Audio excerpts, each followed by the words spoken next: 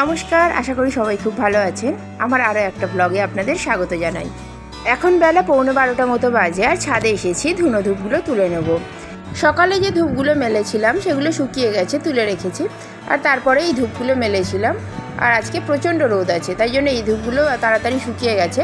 এগুলো এখন তুলে নেব।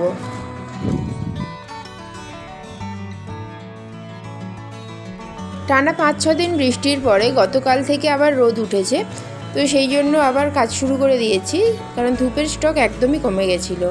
তাই রোদ ওঠার সঙ্গে সঙ্গেই আবার কিছুটা স্টক তৈরি করে রাখছি। এদিকে আমার সব ধূপগুলো তোলা হয়ে গেছে, আর ছাদের জামা কাপড়গুলোও শুকিয়ে গেছে। ওগুলো তুলে নিয়ে এবারে নিচে যাব।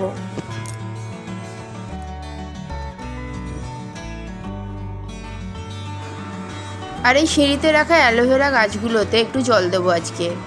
এগুলো গতকাল একটু ছাদে বের করে দিয়েছিলাম, আর রোদে থেকে এগুলোর পাতা হালকা হলুদ হলুদ হয়ে গেছে। তো আজকে একটু জল দিয়ে দিলে আবার 2-1 দিনের মধ্যেই পাতাগুলো আবার সবুজ হয়ে যাবে। গত বছর রথের মেলা থেকে এই অ্যালোভেরা গাছের একটা চারা আমি কিনেছিলাম, তার থেকে এতগুলো গাছ তৈরি হয়েছে।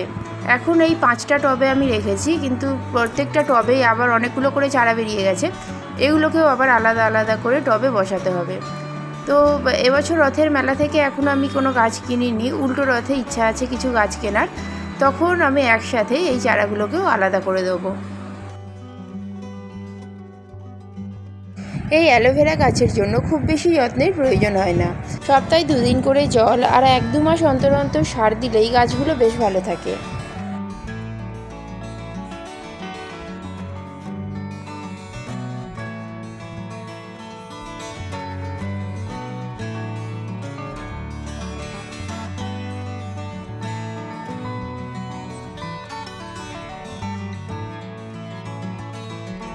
গাছগুলোতে জল দিয়ে আমি চলে এসেছি মেশিনের ঘরে। এখান থেকে আমার মোমবাতি তৈরির জিনিসপত্রগুলো নিয়ে আমি দোতলার বারান্দায় রাখবো।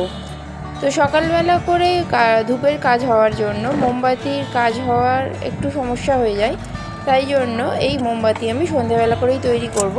তো কারখানায় এসে তখন আর তৈরি করতে ইচ্ছা করে না, সেই জন্যই এগুলোকে দোতলায় এনে রাখলাম, যাতে সন্ধ্যের পরে মোমবাতিগুলো তৈরি করে নেওয়া যায়। আর এর সাথে ওয়েট মেশিনটাও নিয়ে চলে এসেছি, কারণ ধূপগুলো শুকিয়ে গেছে যেগুলো কালকে, সেগুলো আজকে প্যাকিং করে নেব।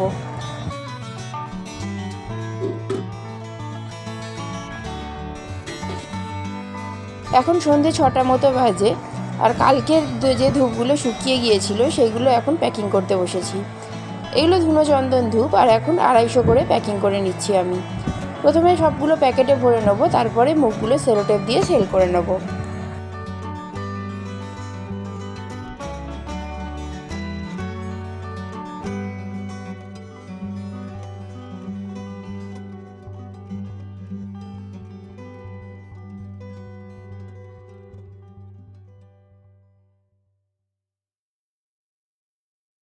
আজকে তাহলে ভিডিওটা এখানেই শেষ করছি। ভিডিওটা কেমন লাগলো কমেন্ট করে জানাবেন, ভালো লাগলে লাইক করে দেবেন। আর এই চ্যানেলের অন্যান্য ভিডিও দেখার জন্য চ্যানেলটা সাবস্ক্রাইব করে রাখতে পারেন। দেখা হবে খুব তাড়াতাড়ি পরবর্তী ভিডিওতে।